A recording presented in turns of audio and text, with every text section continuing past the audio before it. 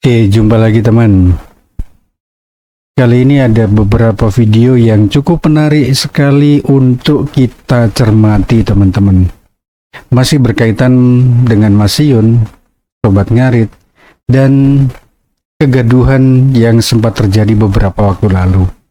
Tapi ada juga beberapa hiburan dari Rido yang saya rasa untuk akhir-akhir ini menjadi salah satu host yang sangat memberikan hiburan dan pencerahan teman-teman.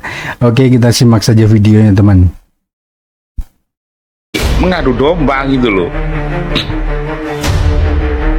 Betul. Sebetulnya yang bikin rusuh ada pembahasan begini ya, jangan salahkan kami. Kami ini fan yang cerdas. Jadi ketika idola kita melakukan kesalahan, itu ya kita kritik, kita ingatkan ya Gara ya.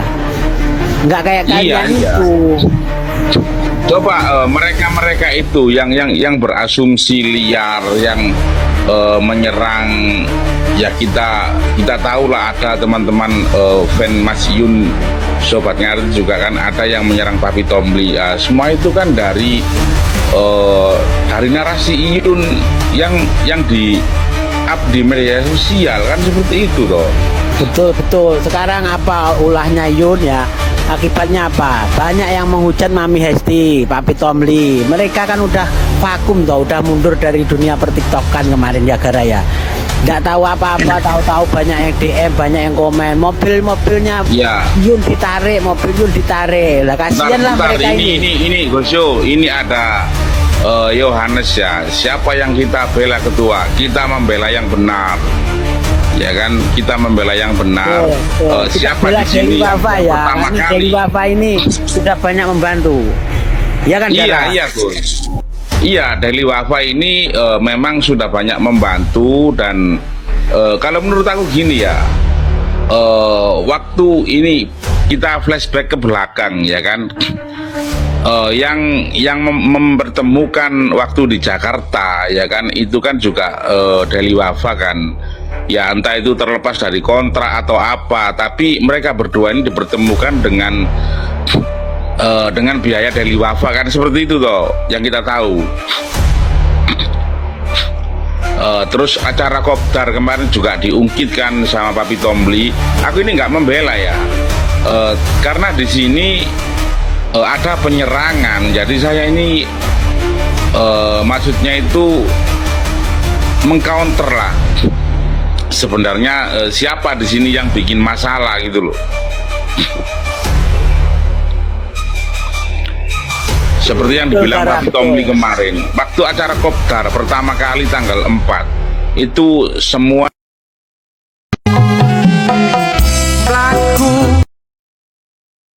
Cukup menarik perbincangan antara Gusyo, kemudian Gara, dan mungkin beberapa orang teman yang lain.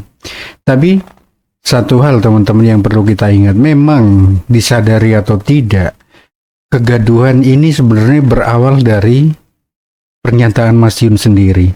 Kalau teman-teman masih ingat, beberapa waktu lalu ketika Mas Yun live, kemudian muncul pernyataan Mas Yun bahwa jualan kaos saja untungnya tidak sampai 1%. Berawal dari pernyataan Mas Yun itu, saya rasa kemudian asumsi liar teman-teman Sobat Ngarit yang kemudian mengarahkan tuduhan-tuduhan itu ke pihak Daily Wafa, baik itu Mami Hesti maupun Papi Tombli Wafa teman-teman. Kebenaran dari pernyataan Mas Yun itu sebenarnya juga masih bisa kita pertanyakan teman-teman. Kalau memang pendapatan dalam kontrak itu disepakati kurang dari 1%, rasa-rasanya kok menurut saya pribadi tidak masuk akal teman-teman. Ketika sebuah brand kemudian memakai sebuah nama brand tertentu yang bukan miliknya, artinya legalitasnya bukan miliknya, biasanya itu persentasenya cukup besar. Dan kalau affiliate sebagai afiliator, Mas Yun sebagai afiliator, kemudian yang didapat persentasenya kurang dari 1%, bisa saja masuk akal, karena memang persentase itu ditentukan oleh sang pemilik brand, pemilik usaha, ataupun dari pihak TikTok sendiri, teman-teman. Bukan hanya Mas Yun, semua afiliator juga pasti merasakan itu. Misalkan harga barang yang dijual 150.000, kemudian persentase affiliate yang didapat hanya sekitar misalkan 5.000 atau 10.000. Itu wajar, karena memang ketika kita mengambil link itu sebagai bahan untuk afiliasi, sudah tercantum di situ, teman. Itu yang perlu kita pahami.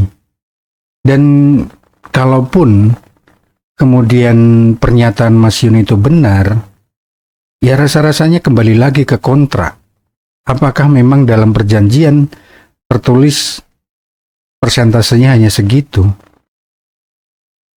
Dan ketika kontrak itu belum disetujui, disepakati antara Mas Yun dengan pihak Daily Wafa, saya rasa Mas Yun bisa menyampaikan keberatan sebelum ditandatangani, teman-teman. Dan itu wajar dalam hubungan bisnis, relasi bisnis, karena perlu diingat, antara Mas Iyun dengan Daily Wafa sebagai sebuah otoritas bisnis, terikat perjanjian kontrak, teman. Itu yang perlu kita pahami dulu. Dan ketika kontrak sudah ditandatangani, ya itu memang sudah menjadi kesepakatan bersama. Nah, kemudian muncul rumor bahwa mobil Honda Brio ditarik kembali. Itu pun sudah diklarifikasi Pak Bitom. Berkaitan dengan kebenaran dari pernyataan Pak Bitom, ya kita juga tidak bisa mempercayai 100%, teman.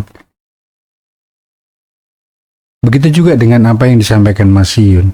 Ketika Mas Yun belum memberikan klarifikasi berkaitan dengan mobil Brio, saya rasa masih banyak pertanyaan dari teman-teman kita sendiri. Dan tadi Gus Yogara menyinggung berkaitan dengan Kopdar tanggal 4 di Surabaya tahun yang lalu, teman-teman. Memang harus kita sadari bahwa keberadaan Daily Wafa itu sangat membantu dalam perjalanan Sobat Ngarit, teman-teman. Yang menjadi cikal bakal pertama Kopdar adalah Kopdar Surabaya. Dan setelah itu semakin banyak daerah melakukan Kopdar. Mereka berusaha mencari pendanaan dengan berbagai cara, teman-teman. Bahkan ketika mereka berjualan kaos hanya untuk sedikit menopang pendanaan mereka pun banyak yang menghujat, teman-teman. Alasannya apa? Karena tidak membeli kaos atau kaos yang diproduksi tidak berasal dari Daily Wafa. Itu pun kita harus saling terbuka, teman-teman. Karena memang tidak semudah apa yang kita bayangkan ketika kita membuat sebuah acara. Dari mana pendanaannya, bagaimana perizinannya, siapa yang akan bertanggung jawab. Banyak hal dan itu tidak mudah, teman-teman. Apalagi kegiatan ini, aktivitas ini yang dilakukan oleh teman-teman Sobat Ngarit di daerah, itu sifatnya adalah sukarela. Itu yang perlu dicatat, teman. Jadi ketika kemudian muncul berbagai perdebatan berkaitan dengan pendanaan, terus terang saya pribadi cukup heran dengan teman-teman ini. Apakah mereka tidak paham sulitnya mencari dana, teman-teman? Kita bisa lihat teman-teman di Bali, teman-teman di Jakarta, Jabodetabek, teman-teman di Sumatera, teman-teman di Jogja. Silahkan cross-check ke mereka semua bagaimana susahnya mencari dana, teman-teman. Oke, kita lanjut dulu, teman. Ini dari Mas Yun.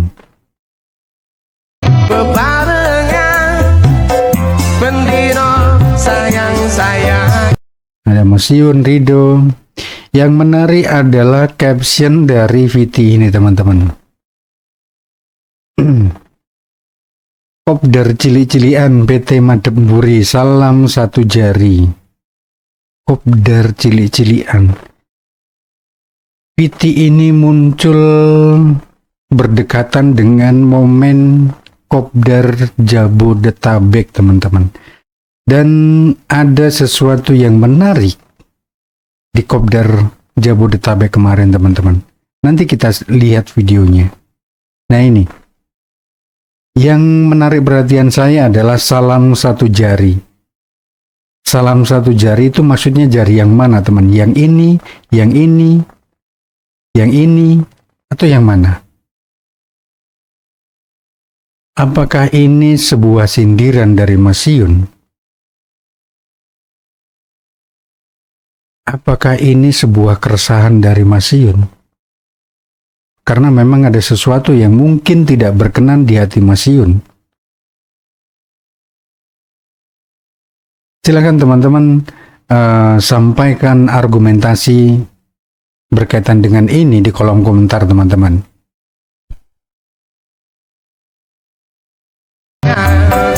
Setilan kebahagiaan dilewati. Halo. Sobat Ngarit, goyang keluarga Sobat Ngarit. Bung Ayu. Sobat Ngarit. Tahu? Goyang keluarga Sobat Ngarit. Oh iya, itu ada yang typing. Admin sobat nyaris katanya. Ada yang typing admin sobat nyaris katanya. Bukan admin, tapi keluarga Sobat Ngarit. Di Sobat Ngarit tuh nggak ada adminan. Keluarganya Kang Abang, bukan adminnya. Rumor berkaitan dengan bubarnya Sobat Ngarit, saya rasa sudah didengar oleh Gung Ayu juga, teman-teman.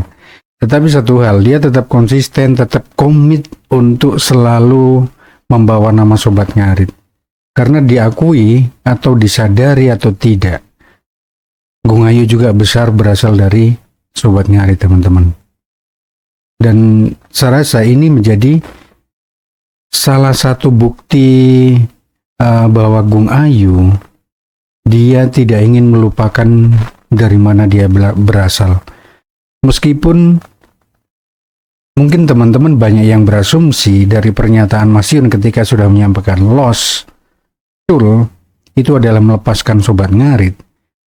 Tetapi ketika Sobat Ngarit itu dimaknai sebagai sebuah motivasi, sebuah wadah yang bermanfaat untuk membangun silaturahmi, membangun kekeluargaan, itulah yang dirasakan Gung Ayu, teman-teman. Kedekatan Gung Ayu dengan teman-teman Sobat Ngarit itu bukan hanya 1-2 orang. Banyak sekali, teman-teman. Dan dari situ kita bisa melihat karakter masing-masing. Bagaimana sosok-sosok teman-teman Sobat Ngarit itu saling bahu-membahu untuk selalu bertahan di Sobat Ngarit untuk sebuah kebersamaan, teman-teman. Untuk sebuah cita-cita bersama. Saya rasa kalau teman-teman ikuti kegiatan teman-teman Sobat Ngarit di Bali, mereka sampai hari ini pun masih melakukan kegiatan sosial, teman. Begitu juga teman-teman di Riau, Mas Andri, dan di daerah yang lainnya. Ini yang menarik, teman-teman. Kita gunakan Sobat Ngarit sebagai wadah yang bermanfaat. Jangan kita hanya mengambil sesuatu yang mungkin dalam persepsi banyak orang itu ketika sang pendiri sudah melepaskan Sobat Ngarit, kemudian kita merasa sudah tidak ada artinya lagi di Sobat Ngarit. Kalau pemikiran kita seperti itu, artinya ketika kita berada di dalam wadah Sobat Ngarit, kita hanya mencari sebuah keuntungan. Apa keuntungannya? Ketenarannya. Ketenaran karena apa? Karena di dalamnya masih ada sang pendiri. Lalu, apakah sang pendiri benar-benar pergi meninggalkan? Saya rasa tidak juga, teman.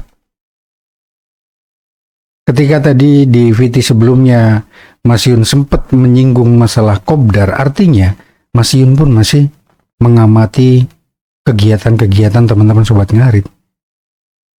Itu disadari atau diakui atau tidak, silahkan teman-teman.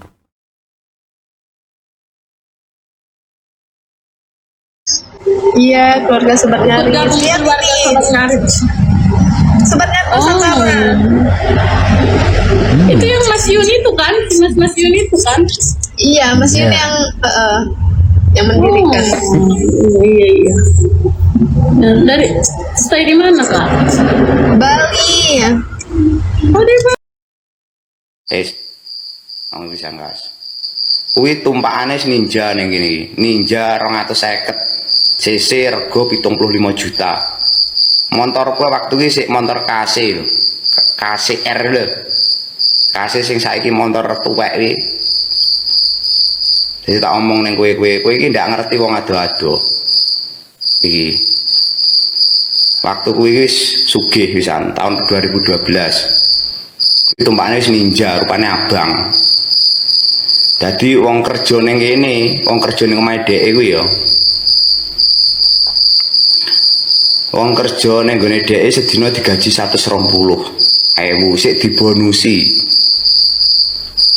Sedangkan wong manjing nang omahe wong lho mek 70.000 bayare. 50.000. Ya lek masalah duitnya sama ngendi aja tak aku ora roh lek privasi. Privasi mereka. Jadi aja peh adik itu ke mobil seolah-olah numpang viral neng Salama, kleru. Komen entah meskipun ibaratnya bener, lek kowe komen ngono malah kleru. Kleru menyapa mbiyen mbok bangga-banggane saiki kok mbok ujat. Ngono lho. Duh, sampean apa main Mas Yun? Ini adalah pernyataan yang disampaikan oleh tetangga Mas Yun. Entah kebenaran dari yang disampaikan ini benar atau tidak adalah tanggung jawab dari yang menyampaikan, teman-teman. Dan apakah benar beliau adalah tetangga Mas Yun, itu juga belum bisa dipastikan, teman-teman. Tapi paling tidak begini. Apabila benar yang disampaikan oleh beliau ini, artinya Mas Yun memang selama ini adalah anak yang tumbuh dan besar dari keluarga yang mungkin secara ekonomi cukup, teman-teman. Dan ketika seorang pekerja dihargai dengan nominal yang cukup luar biasa, saya rasa itu menandakan bahwa keluarga Mas Yun juga sangat menghargai orang lain, teman-teman. Sangat menghargai kerja orang lain, teman. Ketika masih ada bonus, itu juga sebuah penghargaan, teman-teman. Artinya apa? Ada empati di situ, ada rasa tanggung jawab di situ, ada rasa penghargaan di situ. Itu yang bisa kita petik, teman-teman. Dan saya rasa sangat luar biasa ketika memang kalau sejak kecil memang Mas Yun sudah hidup berkecukupan, kemudian sosok Mas Yun yang tetap sederhana apa adanya, tetap mencari rumput, ya rasa-rasanya itu memang pantas menjadi apa istilahnya, Mas Yun sendiri pantas menjadi sosok yang kita teladani teman-teman. Tuh sampean pemain Mas Yun. Lah iki yo makro Pak kok sampean pemain Mas Yun piye to? Lah iki Pak. Iki mahku yo anu lho. Kok iso sampean pemain Mas Yun iki piye coba? Itu. Nah, ini teman.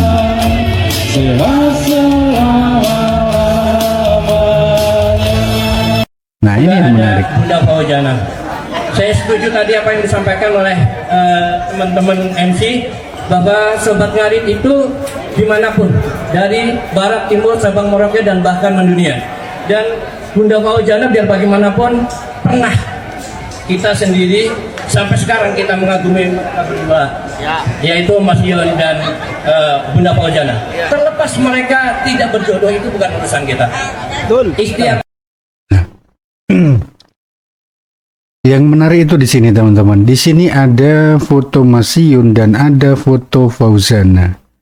Sedangkan sudah berkali-kali Mas Yun menyampaikan bahwa ketika kopdar tidak usah dicantumkan foto Mas Yun di dalam banner-banner yang dibuat. Mungkin ini juga yang menjadi alasan Mas Yun membuat VT yang di awal tadi teman-teman. Apakah Mas Yun tidak berkenan? Itu juga menjadi privasi Mas Yun teman-teman. Ketika melihat fotonya masih disandingkan dengan Fauzana, itulah menarik teman. Atas alasan apapun memang diakui atau tidak, Fauzana menjadi salah satu sosok yang cukup menarik perhatian dan secara tidak langsung juga disadari atau tidak ikut membesarkan Sobat Ngarit teman-teman. Walaupun secara langsung saya belum menemukan Fauzana memakai kaos yang berlogo Sobat Ngarit. Tapi paling tidak dengan kedekatan antara Fauzana dan Mas Yun, kemudian kehadiran teman-teman Sobat Ngarit ketika Fauzana manggung, kemudian Fauzana menanggapi teman-teman Sobat Ngarit yang hadir di situ, itu menjadi salah satu bukti adanya relasi yang secara tidak langsung muncul antara Fauzana secara pribadi dengan teman-teman Sobat Ngarit. Dan mungkin mereka yang awalnya hanya mengidolakan Fauzana kemudian turut masuk dalam wadah Sobat Ngarit teman-teman. Tidak menutup kemungkinan. Apapun itulah teman-teman. Ketika segala sesuatunya memang pantas untuk kita ungkapkan ke publik, ya kita sampaikan dengan elegan teman-teman. Jangan sampai kemudian menimbulkan kritik, menimbulkan berita-berita bohong, berita-berita palsu. Jangan sampai kita merugikan orang lain teman-teman. Oke? Apapun itu yang terjadi, kita nikmati teman-teman. Kurang lebihnya saya minta maaf. Salam Sobat Ngarit Nusantara, salam sambabatan, srek, srek, srek.